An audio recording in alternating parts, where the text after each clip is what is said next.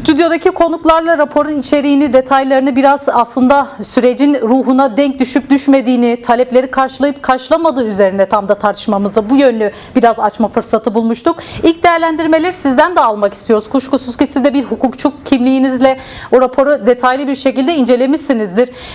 Şu an açıklanan rapor, en son toplantıyla, oy birliğiyle kabul edilen raporu yeterli görüyor musunuz? Ya da eksiklikleri olduğunu düşündüğünüz kısımlar neler, dilerseniz oradan başlayalım. Yani eğer her şeye idealize bir bakış açısıyla göz önüne getirirseniz veyahut da değerlendirmeniz bu temelde olursa tabii ki hiçbir şekilde hiçbir zaman ve zeminde tatmin olmazsınız. Ama burada bence raporun varlığı, yani kendisi içeriğinden çok daha büyük bir önem arz ediyor. O raporun ortaya çıkmış olması, o raporun altında Cumhuriyet Halk Partisi'nin, AK Parti'nin, MHP'nin imzasının olması, bunlar önemli. Orada belli başlı alanların kabul edildiği gayet açık bir şekilde ortada. Yani bu anlamda içeriğindeki eksikliklerle birlikte bir başlangıç noktası olarak raporun kendisinin ehemmiyetini göz ardı etmemek gerektiğini düşünüyorum. Elbette bu da başlangıç. Yolun çok başındayız. Çok uzun bir yol var. Çok meşakkatli bir yol var. Ama başlangıç itibariyle buna negatif bir gözle bakmak pek mümkün değil. Peki Türkiye'nin temel sorunları olarak nitelendirilen iki başlık var. Kürt sorunu ve demokratikleşme sorunu olarak nitelendiriliyor çoğu kesim tarafından. Bu sorunlara nedenleri ortaya konulmadan çözümü mümkün mü peki? Yani bir anlamıyla şu tartışma yürütülüyor. Kürtsüz demokratikleşme mümkün mü? Bugün Kürtlerin belki de çok sayıda hakkını önemsediğini düşündüğü kesin bir yanıyla da bu. Raporda kendisine yer bulamadığını görüyoruz. Yani taleplerinin yetersiz kaldığını ya da karşılanmadığını da ifade eden bir kesim var aynı zamanda. Siz neler söylersiniz? Ben Türkiye'nin temel sorununun Kürt meselesi veya demokrasi olduğunu düşünmüyorum. Türkiye'nin temel sorunu hukuk devletinin olmaması. Hukuk devletinin olmadığı bir yerde hukuk devletinin yokluğunun en büyük yansıması Kürt meselesi. Ve ondan sonra herkese diğer başka meseleler. Yani o Türklük Sözleşmesi denilen şeyin altına iyi bakmak lazım. Yani eğer siz rejimin çizdiği sınırların dışına çıkarsanız ne Türk olmak sizi kurtarır, ne Sünni Müslüman olmak sizi kurtarır. Bunu Türkiye'nin son 10 yıllık hikayesine de baktığınızda birçok örnekle ortaya koymuş olursunuz. Ama Kürt meselesi özelinde 1925'ten itibariyle, yani bu rejimin 1925'te kurulduğunu biz dikkate alırsak 100 yıllık süreçte Kürt meselesi elbette Türkiye'deki hukuk devleti yokluğunun en büyük yansıması ve hatta onun üzerine inşa edilen bir şey. Türkiye 1925'te dedi ki bir, Kürt yoktur. İki, Müslüman Türk yokmuş gibi davranılır. Yani dindar kesim yokmuş gibi davranılır. Bu iki temel üzerinde yükseldi bu rejim. Ve hakeza gelinen noktada da ilkinin AK Parti'nin o ilk 2002-2010 arası iktidarıyla kısmen geri püskürtüldüğünü görebiliriz. Birçok kayıpla birlikte. İkinci sefer Kürt meselesi ise ikinci ana büyük damar. Onun da en azından çözümüne yönelik bir başlangıç noktasını şu an Türkiye'nin net bir şekilde ortaya koyduğunu, Kemalist paradigmadan Öcalan'ın paradigmasına doğru devletin bir istikamet değiştirdiğini net bir şekilde biz görüyoruz. Sanırım sizin sormak istediğiniz bir şey var. Merhaba değerli Çakıroğlu. Merhaba. Yani konumuzla ilgili bir sorum olacak size. Yani farklı milliyetçi bir gelenekten geliyorsunuz ve farklı bir pencereden, farklı bir cenahtan aslında biraz bir farklılığınız var. Ya biraz son süreçlerde farklı bir yaklaşımınız, yorumlama durumunuz var. Ben özellikle şöyle bir sorum olacak size. Yani sizi bu Öcalan okumalarına yönlendiren esas etken nedir? Çünkü daha önce tamamıyla Öcalan karşıtlığı ya da Öcalan'a farklı bir noktada değerlendiren bir gelenekten geldiğinizi kendi yorumlarınızda vardı. Yani sizi Öcalan okumalarına yönlendiren nedir? Bir de buna ek olarak, yani siz kendiniz söylüyorsunuz aslında bununla bağlantılı olarak Öcalan'ı şimdiye kadar hasım olarak gören bir durum ama mevcut gelinen süreçle birlikte hısım gören bir noktada olduğunuzu belirtiyorsunuz. Az önce işte evet, Kemalist paradigmadan Öcalan paradigmasına dönük bir değerlendirmeniz oldu. Yani sizi buraya çeken nedir? Ya da bu aslında sizin için, benim biraz okuduğum kadarıyla sizin için bir hakikattır. Yani sizi bu hakikatta yönlendiren, çeken durum nedir? Ya aslında siz ifade ettiniz. Ben Öcalan okumalarına başlarken sizin ifade ettiğiniz üzere ben hasmımı tanımak amacıyla okumaya başladım. Yani bu adam benim hasmım. Tırnak içerisinde bir savaş içerisindeyiz. Bu adam ne demiş? Çünkü hep belli başlı yaftalamalarla sadece ekran önünden bildiğimiz, tanıdığımız birisi, ötesine hiç geçmemişiz. Ben de öyle. O gördüğünüz milliyetçiliğin, ki ben ona ilkel milliyetçilik diyorum, en kristalize olmuş hallerinden birisiydim ben. Ve bu anlamda okuma yaptıkça, yani bu adam ne demiş, ne söylemişe baktıkça o anlamda gayet rahat bir şekilde ifade ettim. Ben hasım olarak okumaya başladım ama hısım olduğumuzu gördüm. Bu şu anlama geliyor. Yani Öcalan da bir Anadolu çocuğu, ki ben Maraşlıyım, o Urfalı.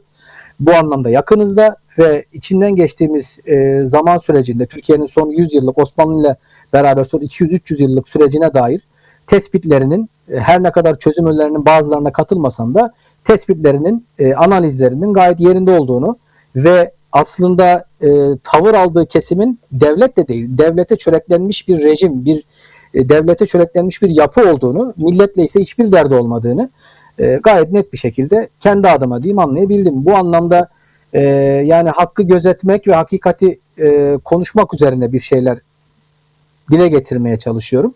Buna baktığınızda, yani hakkı gözetirseniz ve hakikati inkar etmezseniz Öcalan'ın bu toprakların çocuğu olduğunu dile getirmekte bir beis yok. Var mı eklemek istediğin, Bir yoksa şey ben daha, geçeyim? ya bu çok Buyurun. yani önemsediğim bir değerlendirmedir. Yani siz daha önce de yine hani belirtmiştiniz bir kimi tartışmalarınızda, özellikle Fatih Altay'la, yani Sayın Öcalan'ın Fatih Altay'la yaptığı röportajdan öncesi de var. Yani 92 yılından beri bugün söylediklerini söylüyor. Ama şöyle bir gerçeklik var. Yani bunu görmeyen bir devlet aklı, bir devlet mekanizması ya ama bugün yani bunu Gürkan Çakıroğlu'nun görme durumu nedir? Yani bu devletin yıllardır Öcalan'ın söylediği o paradigmasını 92-93'ten beri bunu görmeyen devlet aklının bugün bu görme şeyi nedir? Yani görme nedeni nedir? Özellikle Devlet Bahçeli'nin ya da sizin işte o hısım meselenize gelme durumu, bu hakikat şimdiye kadar Türkiye tarafından neden göz ardı edildi?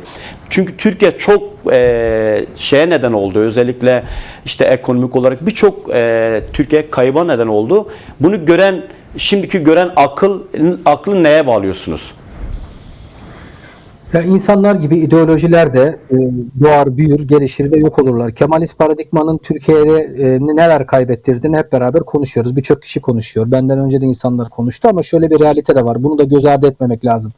Cumhuriyeti kuran paşalar 1912 ile 22 arası kesintisiz 10 yıllık savaştan çıkan ve o psikolojiyle bu cumhuriyeti ilan edip devleti oluşturmaya, tekrardan ayağa kaldırmaya çalışan insanlar. Bunların paranoyaları, korkuları, kompleksleri gayet tabii. Bütün bunları bir araya getirirseniz 1925'i anlarsınız. Ben 1925'i onaylamıyorum ama anlıyorum. Bence anlamaya gayret etmesi gerekiyor Kürtlerin de. Çünkü burada kişiselleştirilmiş bir mesele yok. Bugün bazı meczuplar çıkıp milliyetçilik adına, Türklük adına bazı sadece kişisel ikbal kaygılarından dolayı ipe sapa gelmez açıklamalar yapabilirler. Bunlarla 1925'i söylemleri farklı. O zamanki bu politikaya iten temel içgüdü hakikaten parçalanma paranoyasıydı. Bu paranoya çok ağır bedeller ödetti Türkiye'ye. Bugün artık ama onu geride bırakmak düşer ondan sonra gelenlere. Türkiye temelde bunun sorununu yaşadı. Ama sivil toplumun bu kadar zayıf olduğu ve hukuk devletinin olmadığı bir ortamda siyaseten ilerleyebilmek pek mümkün değil. Biz bugün 1925-2025 100 yıl olmuş. Gelinen noktada özellikle Suriye üzerinde yaşanan gelişmelerin sonraki süreçleri daha da hızlandıracağı bence artık görüldü. Ya da gören bir kesim bu artık harekete geçme zamanı dedi. Bu anlamda bir paradigma değişikliği var. Ben o yüzden dedim, yani 2. yüzyılın kurucu babaları olabilirler Abdullah Öcalan, Tayyip Erdoğan ve Devlet Bahçeli. Ama şu an buna çok uzaklar. Yani Öcalan burada inisiyatif alıp bir şeyler yapmaya çalışıyor ama Tayyip Bey'in temel davası ve içgüdüsü iktidar koltuğu olduğu için, Devlet Bey'in de alanı sınırlı olduğu için bir noktada belli başlı tıkanıklıklar oluyor. Ama tedrici olarak ilerlemeyi çok hafife almamak, her şeyi bir anda boca etmemek lazım. Evet, Kürtçe çok önemli. Kürtçe ana dilde eğitim hakkı çok önemli ama Türklük de en az bunun kadar önemli. Yani bizim zaten maharetimiz bu ikisini meczetmekte olacak. Çünkü bu ikisi ayrıldığı anda ikisi de ölüyor. İkisi bir araya geldiği anda ortaya bambaşka bir devlet çıkıyor. Yani hukuk devletine giden yolun taşları da ancak bu ikisini bir araya getirerek biz sağlayabiliriz, başarabiliriz. Yani biri olmadığı takdirde bile hiçbir şey başaramayız. Öcalan bile bunu 94'te söylemiş. Yani Biz Kürtleri de ulus devlet açmazıyla bir şekilde esir almak istiyorlar. Türkiye'yi 1925'te aldıkları gibi, 1923'te aldıkları gibi demiş. O anlamda daha yolumuz çok uzun. Eldeki kazanımları çok hafife almadan ama elbette daha ileriki söylemlere de daha ileri siyasetinde taşlarını döşeyerek yola devam etmeliyiz. Değerli Çakıroğlu, o zaman bir son olarak hukuk boyutuyla da devam edelim istiyorum. Bir soru yönlendirecek olursak bu noktada. MHP Genel Başkan Yardımcısı Fethi Yıldız, Umut Hakkı'nın isim olarak olmasa da AYİM kararları dolayısıyla raporda yer alacağını söylemişti ama raporun içeriğine baktığımızda sadece işte belki de hani öneriler kısmında yer aldığını gördüğümüz bir başlık aynı zamanda bu. Belki de bu mesele gündem olduğunda farklı çevreler belki asıl bağlamından da koparan bir yerde yaklaşıyor bu meselenin kendisine.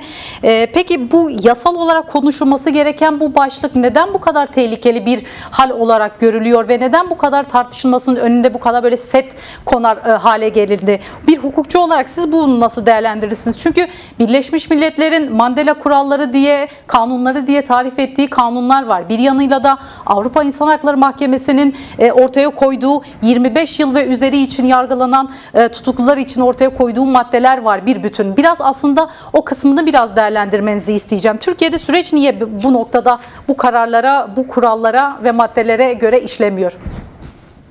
Bence Mandela ile Öcalan'ı kıyaslamak veyahut da onlarla beraber örnek vermek de çok doğru değil. Şu anlamda değil. Mandela Batı ile beraber hareket etti. Öcalan Batı'ya rağmen hareket ediyor. İkisi arasında da çok fark var. Hikayeleri açısından, ilerlemeleri açısından da.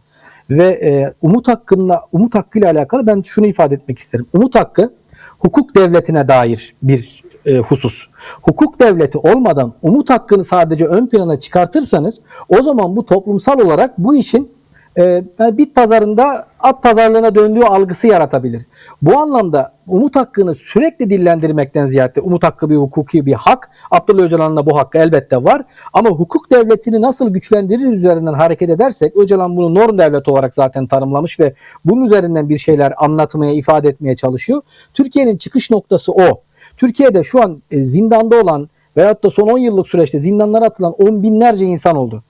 Yani o kadar uyduruk sebeplerden Türkiye'de bir kişi alınıp tutuklanabiliyor ki böyle bir ortamda sadece Umut Hakkı'nı dillendirmek bu başka bir işi siyasal noktaya getirir. Umut Hakkı'ndan vazgeçmeden ama hukuk devletini sürekli de dilden düşürmeden bir siyaset geliştirmenin yoluna bakmak gerekiyor.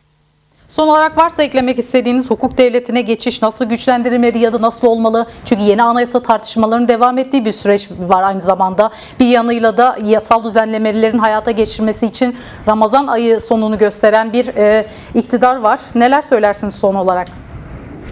Anayasa tartışmaları üzerinde de sorduğunuz için ifade edeyim. Orada anayasadaki vatandaşlık tanımında işte etnik temele dayanmayan bir vatandaşlık tanımı var Türklük üzerinden. Bu sözde böyle lafta kaldı bu. Evet, icraatta bunun tam tersini yaşadı Türkiye 100 yıldır. Mühim olan bence bu icraatta yaşanan sakatlığı artık geride bırakmak.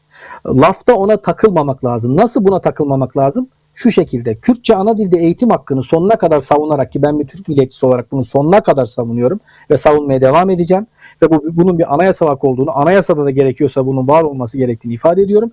Ama oradaki Türklük tanımına takılıp işte bu Türkiye'lilik olsun vesaire gibi laflar dillendirildiği anda bu sefer Türk'ün aklına ne geliyor? İşte Osmanlılık dedik. Ondan sonra elde avuçta ne varsa gitti. Şimdi de Türkiye'lilikten, Osmanlılıktan çıkıp Türkiye'liliğe gelirsek bundan 30-40 yıl sonra elde avuçta ne varsa giderse ne olacak? Bu da haklı bir endişe. Yani biz nasıl ifade edeyim? Türk gibi ilerleyip Türk gibi direnirsek biz bir şeyleri başarabiliriz. Ya bir iki kanadı da eksik etmeden, birbirlerini incitmeden veyahut da en az asgari müşterekle bir araya getirerek diyeyim bir şeyleri başarabilirsek başaracağız. Yani bir anda hani 3 yaşındaki bir çocuktan koşmasını bekleyemezsiniz. Yavaş yavaş hukuk devleti de demokrasi de tedrici olarak elde edebileceğimiz bir şey. Bu anlamda biraz daha sakin hareket edersek, büyük cümleler, idealize eden laflar kurmadan hareket edebilirsek daha sağlıklı olur diye düşünüyorum. Anayasa tartışmaları bu anlamda önemli.